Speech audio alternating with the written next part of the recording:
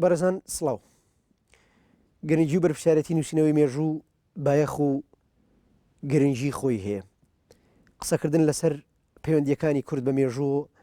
و بیری نووسینەوەی مێژوو چونە ناو مێژوو هاتنە دەرەوە لە مێژوو گرنگی و بایەخی تەواوی خۆی هەیە لە بەرنامەی ڕوودا و مێژوودا. بەردەوامین لەگەڵ مێژووناس شوێنەوارناس مێژونووس عەبدوڕەقیب یوسف بۆ درێژەدان بە تەوەرەکانی ڕابردوو داهاتوو قسەکردن لەسەر بوونی دەوڵەت گرنگی دەوڵەت بۆ نووسینەوەی مێژوو و نەبوونی دەوڵەت و غیابی دەوڵەت لە غیابی مێژوودا. لەم تەورەیەدا قسەکردن لەسەر بەرپرسیارەتی و نووسینەوەی مێژوو گرنگ و بایەخی مێژوو لە بنیادی هەر نەتەوەیەک و شوناسی هەر نەتەوەیەکە خاڵ بە خاڵ پند بە پند دەشینەوە سەر تەواوی ئەو تەوەرانەی کە وابەستن بە مێژوو و کورد وەگەلێکی پارچە پارچەکرا و وەگەلێکی دابراو لە دنیا چۆن توانیوێتی ئیدامە بەخۆی بدا و چۆن مامەڵی لەگەڵ قۆناغە مێژوویەکانی مرۆڤایەتیا کردووە و چەند توانیوێتی مێژوویەک بۆ خۆی تۆمار بکە کە مێژوویەک بێ وەک سەرچاوە وەک مەرجایەکی زانستی ئیشی لەسەر بکرێت. بەردەوامین لەگەڵ مامۆستا عەبدوڕەقیب مامۆستاژیان دیسانەوە بەخێر بیتەوە بۆ ڕوودا و مێژوو لە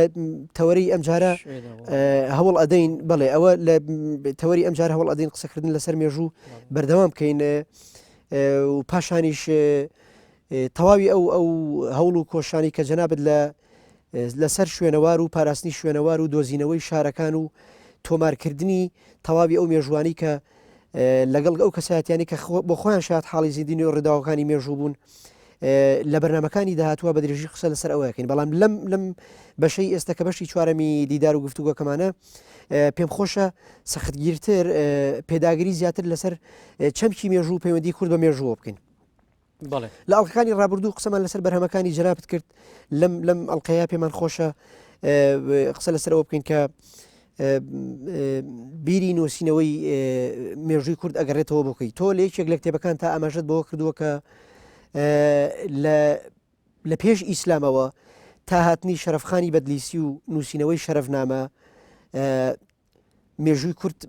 بە غیابێکی دوور و درێژ هاتی ئەپەڕێت. دیسانەوە لە دوای شەرەفنامەش تا هاتنی لە پاش سەدەی حەڤدەهەم و شانزەهەم و حەڤەهەم تا هاتنی ئەمین زەکی مێژونووسی گەورەی کورد ئەمین زەکی بەک غیابێکی تری مێژوو دەست پێ دەکات. بە بڕوای تۆ ئەو غیابە مێژوویە بۆچی ئەگەڕێتەوە؟ بۆچی ئێمە لە پێش ئیسلامەوە خاوەنی نووسینەوەی مێژوو نەبووین تا هاتنی شەرەفخان و لە پاشان غیابی دروستە بێت تا هاتنی ئەمین زەکی بەک؟ بەڵێ لە کاتێ ئیسلامدا لەبارەی مێژووی کوردەوە کتابێکی تایبەت نەبووە، بڵێ تایبەت بە مێژووی کوردستان بە شێوەیەکی عام نەبووە. ئەمما مەسەلە هەبووە لە تاریخی شارێکی کوردستان نووسیوە وەکو تاریخی خەڵات کە ئێستا وەش تقریبان بزرە یا تاریخی تەکلیتی ئەوە هەل دەربارەی دەوڵەتی دووستیکی نووسیوە یا تاریخی فارقی دەربارەی تاریخی شاری فارقین و دیاربەکرە تاریخ مەیا فارقین و ئامد دەربارەی هەردووانە ئەو دەوڵەتانەیە کە لەوێ حکم کردوونە یەک لەوە دەوڵەتی دووستیکیە. بەڵێ بەڵام تاریخێکی قەومی بە ئام بە گشتی بە دەربارەی کورد نەبووە. مؤرخەکان زۆریان خوا دەربارەی کورد وەکو ئیبن خەلەکانە وەکو ئیبن الئەسیرە حەوادثی کوردستان ڕووداوەکانی کوردستان زۆر هاتیە نووسین. بەڵام تاریخی قەومی یەکەم کەس ئەوێ نووسیوە وەک تاریخی ملەتی کورد شەرەفخان بووە کە تاریخی دەوڵەت و ئیماراتی کوردی نووسیوە لەسەر دەمێ خەلیجەوە خەلیجەوە لە نزیک بەندەر عەباس کە ئیماراتی شبانکارەی کوردە و ئێستەژی شبانکارە لەوێ هەیە لەسەر دەمێ خەلیجە ئیتر و پێداوەرە یێ لورستانە و حتا نزیکی مەڵەتیە و میرنشینەکانی باکووری دیاربەکرە و ایتر امانه هموی نوسی و یه میرانی قرص و بازیده و یه دولت روادیه لأرمینیا که او دولت کردیه درست بو لقرن دی میلادی قفقاسیه همو لجیر دست او دولت کرده دا بو دولت شدادی یه اوی نوسی و همو دول و میرنشینی کردکانی نوسی شرف خان لبر اوه به تاریخی که قومی عام تایبت به ملتی کرد حساب دکره و حساب دکره شرف خان یکم میجو نوسی کرد به لمستوایه ئیتر لێوە ئەکرێ ئێمە بڵین خاوەنی مێژوویەشین کە وەکو مەرجعیشی تاریخی سێ بکرێت تاریخی عام گشتی قومی بەڵێ بەڵام لە پاش ئەو دیسانەوە لە سەدەی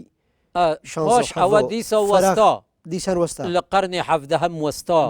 طبیعی شەرەف خان لە ساڵی 1597 کوتایی بە شەرەفنامە هێنا قەرنی 16 هم دا بله سەدەی 16 بله لە سەدەی حەڤدەهەم هەژدەهەم نوزدەهەم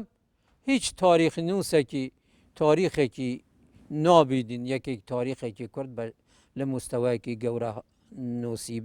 نەهاتووە تا ئەمین زەکی پەیدا بوو لە قەرنی نوزدەهەمدا ئەمین زەکی بوو دووەم مؤەررخی کورد پاش شەرەف خان کە لە چەندین بواری تاریخی کوردی نووسی یعنی دەرگای پاش شەرەف خان کە وەستا بوو ئەوێ دەرگای نووسینی تاریخ کردەوە ئەمین زەکی بوو بەڵێ ئەوە ئیتر دەربارەی تاریخی کورد نووسیوە یە قەدیم نووسیوە یە کاتی ئیسلام نووسیوە مەشاهیری کورد و کوردستان نووسیوە تاریخی دەولەت و ئیماراتی کوردی نووسیوە ئەمین زەکی لە چەندین بواردا بواری تاریخدا نووسی ئیتر ئەوە دەرگای بۆ ئێمە کردەوە بە تایبەتی لە تاریخی قەدیمی کوردستان لە پێشەوە کێ نووسی بوو کەس نەنووسی بوو ئەوە شێوەیەکی زۆر باشی نووسی بەڵێ باشە مامۆستا تۆ لە پاش ئەمین زەکی بەگیش کاتێککە دێنێ سەر قۆناغی دەستپێکی شۆڕشە کوردیەکان تۆ دیسانەوە هەر ئاماژەت بەوە کردووە کە هیچ یەکێک لە شۆڕشەکانی کورد مێژووی خۆیان نەنووسیوەتەوە بەڵێ بۆچی شۆڕشی کورد لە سەردەمی شۆڕش و شاخ ئێمە قەڵەمی بوێرمان نەبوو نووسەرمان نەبوو قەڵەمەکانی شاخ ئەو کات دەوریان چی بوو چۆن مێژووی شۆڕشەکانی خۆمان نەنووسیوەتەوە ئێمە بیری نووسینی مێژوو لە ناو کورد قول بووە بڵێ ئەوە بە سوالێکی گەورە بوو ئەوە لازمە بەڵێ نەبووە بەڵێ کورد زۆر دوور بووە لە نووسیدی مێژوو بەڵێ زۆر دوور بووە وەکو ملت دوور بووە لەبەر ئەوە مێژووی شوورشەکانی خوشی نەنووسیوە هیچ لەو شوورشە کوردانە بە شۆڕشی ئەیلولیشەوە بە شوورشی ئەیلول کە 30 ساڵ هەبوو شوورشی ئەیلول یەک کتێب لە کاتی شوورشدا دەربارەی شوورش نەهاتە نووسی تەنیا یەک بەرگ نەهاتە نووسین معنا ئەگەر بڵێن شوورشی بەدرخان لە قەرنی نوزدەهەمدا بووە یان یە شێخ عوبەیدوڵڵا یا فلان ئەمانە نووسیوە ئەی بوو چی لە کاتی لە قەرنی بیستەمدا و کە ئیتر شوورشەکانی عالم زۆر شوورش پەیدا بوو و سەرکەوتن بەدەستیان هێنا و تەجربەیەکی زۆرتر پەیدا بوو دەربارەی شوورش و حربی عیسابات و ئەی شوورشی کورد بوو چی لە ماوەیە 30 ساڵ کەمترین شتی دەربارەی شوورشی خۆی نەنووسی ئەو هەموو خەباتە گەورەیە ئەو هەموو فداکاریە ئەو هەموو وەیرانکردنی دێهاتە بەڵێ ئەو هەموو قوربانیە ئەو هەموو خزمەتی خەڵک بوو شوورشی کورد هەموو نەهاتە نووسین بەداخەوە ناڵێم یعنی دەیتوانین بڵێن هەموو بزر بوو بەڵام نەبزربوونەکی تەوام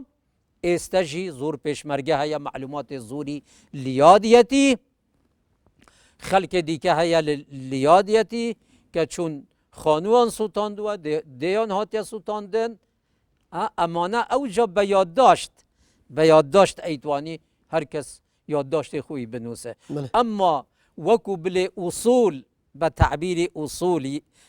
کە لە منهجی بەحسی تاریخی داتەیە سەرچاوەی یەکەم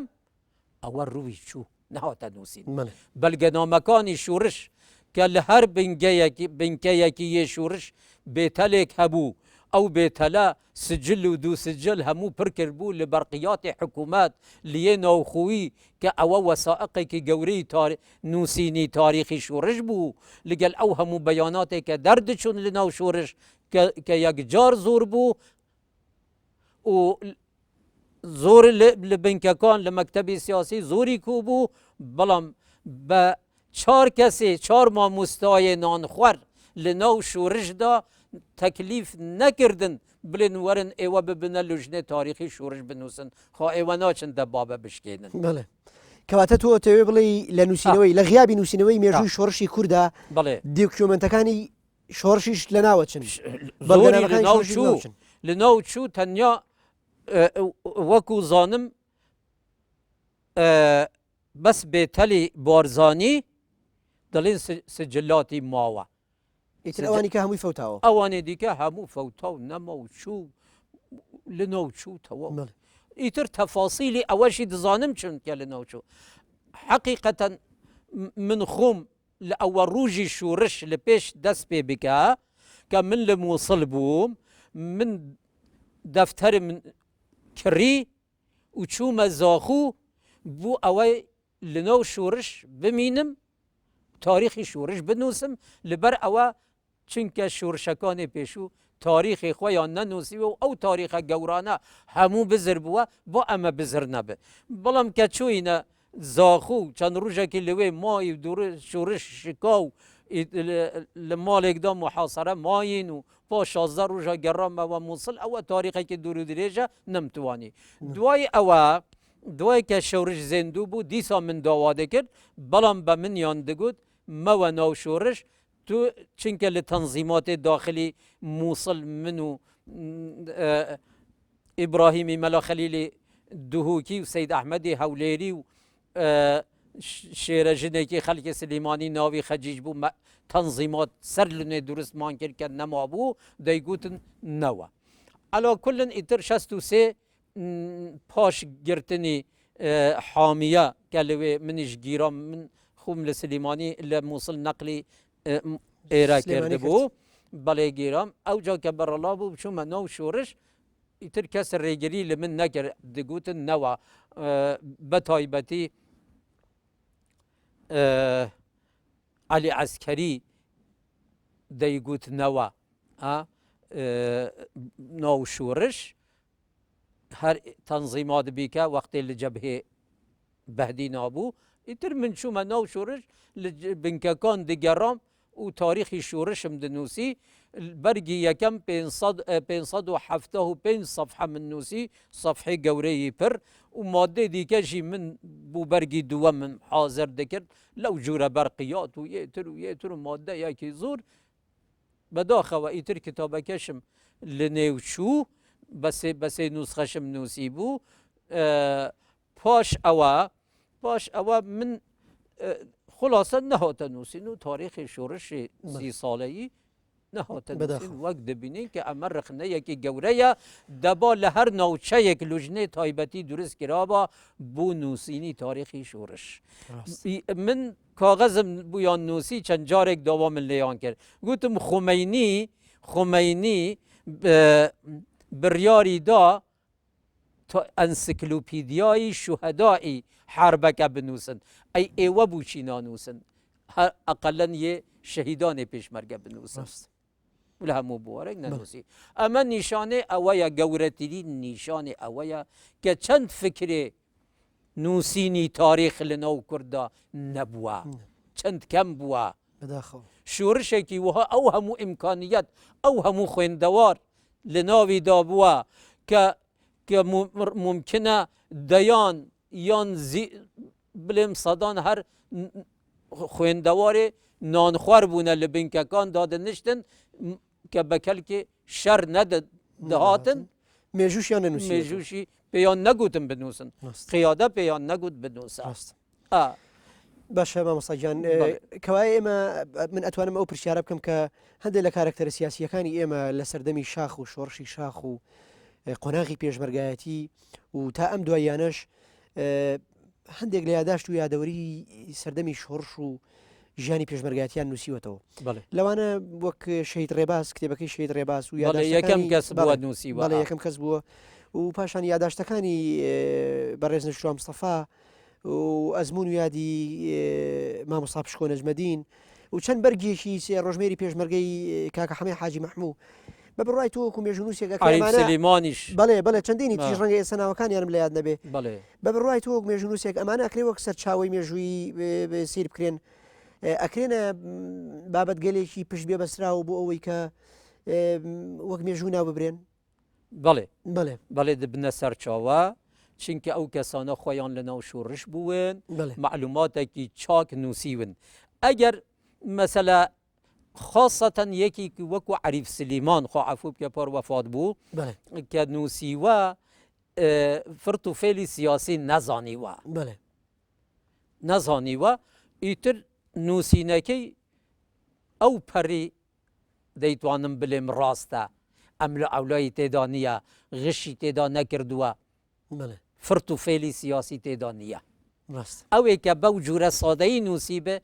ئەوە زیدەتر جێگەی ئاعتیمادە لە نووسینی کەسانی سیاسی چونکە هەبووە یێ غەرەزەی سیاسی بێخەناودا کەسانی دوور لە سیاست بنووسن نووسینی ئەوانە ڕاستترە بەڵێ ئەمانێک کە تو نووسی چه نەوشیروان بێ چه کاک محەممەدی حاجی مەحموود بێ ئەمانە دەبنە سەرچاوە ئەگەر زۆفێکی سیاسی تێدا هاتە دیتن ئەوە کەمە دەیتوانم بڵێم ئەوە ئاسانە دەیتوانین بدوزرێ بڵێ ئەمەوانە بەڵام ئەو کتابانێ کاکە حەمە نووسیون من دیون دووبەرگ بوو منی هێناوە بەڕاستی کارێکی زۆر مهمە لەلای من کە ئەم زەلامە نەخوێندەوار بووە خۆی فێری خوێندەواری کردووە و چووە ناو شۆڕش و بیری لێ کردووە تاریخی شۆڕش زمانێک بنووسە معلومات کو کردووە ئەو کتێبی ئەوانە ئەوە دەیتوانم بڵێم یەکەم کەسە ئیمڕوو کە تاریخی شۆڕشی نووسی بێ بەڵام پاش شۆڕش کتابەکانی گرنگە و ئەوانە دیکەژی گرنگن و هەموو دبنە سەرچاوەیەک دیسا بوو تاریخی شۆڕش بەڵام مامۆستا هەندێک لەو کتێبانە لە شێوەی جێڕانە و حیکایەت و سرد و یاداشت هەیە وایە یادداشتە ئاخر ناڵێم ئەگەر لوژنەی تایبەتی هەبا بە شێوەیەکی دیکە چەند لوژنەیەک تەعیین کردبانە بوو تاریخی شۆڕش ئەوە بە شێوەیەکی دیکە لەسەر ئەساسێ ئەو هەموو بەرقیات و بروسکەکان و خۆی لە ناو شۆڕش دەیزانی فلان شەر چوون بووە فلان شەر چوون بووە فلان شەر چوون بووە بەو پەڕی دقەتەوە دەینووسی یوغسلاڤیا وەختی حەزکردن شۆڕش بکەن ئیجتیماعی کردن سەرکردەکان و هەر یەک واجبی چییە مێژونووسی دانین بوو شۆڕش گوتن یەک لازمە مێژونووسی شۆڕش بێ تەنیا ئیشی نووسینی تاریخی شۆڕش بێ کەرێکی دانە پێ ئەوانە دیکە هیچیان کەر نەبوو لێ سوار ببن بەڵام گوتم با مێژونووس کەرێکی هەبێ بۆ ئەوەی ئەوراقەکانی خو بێخەتە سەر پشتی کەرەکە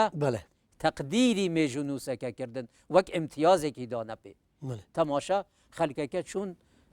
احتیمام بە نووسینی مێژووی خۆی ددا کەلەپوری خۆی ددا پێرار کە خامنەئی هاتە سنە قسەیەکی زۆری گرنگی کرد گوت هەر ملەتێک نرخی مێژوو کەلتوری خو نەزانە دەبێ هەر ژێردەست بمێنە نازانم مەقسەدی لێ چ بوو ئایا مەقسەدی هوشیارکردنی کورد بوو بۆ ئەوەی تاریخ و کەلتوری خۆی بنووسن و کو بکەن و زێندوو بکەن یان مەقسەدی ئەوە بوو بڵێ ئێوە ملەتی کورد بایەخ بە کەلتوری خوتان نەداوە دەبێ هەر ژێردەست بمێنن. من نووسیم بوو قاسملووی ڕەحمەتی، ملاحەزاتم نووسی من دامە مامۆستا عەبدولقادری دەباغی، گوتم پێ بڵێ بووچی تاریخی شۆڕشی خوتان نانووسن، شۆڕشی کوردستانی ئێران وەکو ئەو هەموو شۆڕشەکانی دیکە با بێ تاریخ نەمینن وەک شۆڕشەکانی شۆڕشی ئێمە. من نووسیم چەند جارێکی من ئەمەم پێیان گوت، ئەوجا لە کوبوونەوەیەدا کە مامۆستا عەبدولقادر گەڕایەوە ناو سلیمانی، گوت لە ئیجتیماعی لوژنی مەرکەزیدا دکتۆر گوت مادام وایە، گوت ئەم ملاحەزاتی توم دایە پێ، گوت مادام وایە با لە کاتی قازی محەممەدەوە دەست پێ بکەن و شۆڕشی خومانیش بنووسین. ئیتر ئەوە بوو 40 ساڵ خەبات بەو ناونیشانە دوو سێ بەرگیان نووسی چاپیان کرد، بەڵام 20 ساڵ لە شۆڕشی خۆیان وەستان کە هاتنە سەر شۆڕشی خۆیان تا ئێستا هیچم نەدیوە بێیان نووسین. و من ئەم شتە ملاحەزاتی خوب بوو، دوای بوو دکتۆر سەعیدی شەید دکتۆر سەعیدیشم من ناردم، من جارێکی دیتم و جوابی منیشی نامەی لە لای منە، گوتم لە ئێزگە خوتان هوشیاری بڵاو بکەن بۆ کوردستانی ڕوژ هەڵات دەربارەی وەسائق، دەربارەی شوێنەوار، دەربارەی نەسووتاندنی ئەوراقی دائیرەکان، ئەگەر ڕاپەڕینێک دروست بوو لەوێ با وەکو ئێمە بە شێوەی ئەو پەڕی جەهالەت نەبچن دەوائری حکوومەت هەموو وەسائق و بە هەموو شتی بە بسووتیدن. کە هولاکو ممکنە ئەوێ لە کوردستان بوو لە ڕاپەڕینی ئێمە هولاکو لە بەغدا نەکردووە. ئەمە چەندین جار بەم تعبیرە لە تەلیڤیزیۆندا گوتووە. ئیتر هەموو بە مەلایین وەسائقی کوردستان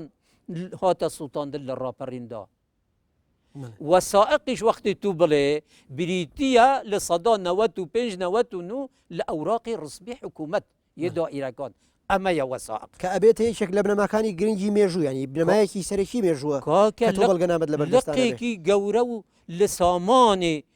تاریخی و ڕوشنبیری کوردیە. ئەگەر دائیرە ئەوراقێک تێدا نەما مەعنا ئەو دائیرە لە سفرەوە هەروەکو دەست پێ بکە کە ئەنەما نوێدا مەزراوە ئەیکانی ڕابردووی و چ ئیشی کردووە ساڵەها ساڵ ئەوە هەموو ڕووی چوو. ئەو ئەوەلیاتە هەموو ڕووی تاریخی دائیرەکە هەموو ڕووی چوو. بەڵێ مامۆستا گیان تۆ لە کتێبی داواشی دیکە ببوورە. من چەند جا لەسەر تەلیڤیزیۆن وەختی خۆی من چەند 8 حەلقەم تومار کرد بۆ ئەوەل تەلیڤیزیۆنی یەکێتی کە دەرچوو لە زستانی 91-92 چەند جار بانگەوازم بڵاو کرد لە تەلیڤیزیۆن داوام لە خەڵک کرد یادداشتێ خۆیان بنووسن دەربارەی شۆڕشی کورد، ئەو پێشمەرگانە یادداشتێ خۆ بنووسن. ئەوە یەک. دوو هەم پرۆژەیەکمان خەڵکم پەیدا کرد بوو نووسینی تاریخی شۆڕش و داوام کرد نامەمان نووسی بۆ حیزبەکان کە پشتگیری ئەم مەوزوعە بن و لوژنە بدەنە دروستکردن بوو نووسینی تاریخی شۆڕش کە لە وەختی خۆدا نەهاتیە نووسین، ئێستا دەیتوانین فریا بکەوین، کەس وەڵامی نەدا. دوای ئەو فکرە بە برادێکم گوت لە هەولێر ئەم ساڵانی دیکەژی کە عەبدولواحد دیبەگەیی بوو، گوت من مامۆستای مەسئولی نیقابی مامۆستایانی نێو شۆڕشم، گوتم باشە دەبچ و بنووسە بوو کار بەدەستان کە من بوو ئەو لاژی نووسیوە و من بوو ئەم لاژی نووسیوە نەکردوون، لوژنە دروست نەکردوونە بۆ ئەوەی سەر تاریخی شۆڕش بنووسین. مامۆستا گیان ناوبڕێک وەرەگرین ئەوەژی هیچ پێ نەکرا. بەڕێزان ناوبڕێک و ئەگرێنەوە بەلاتەن.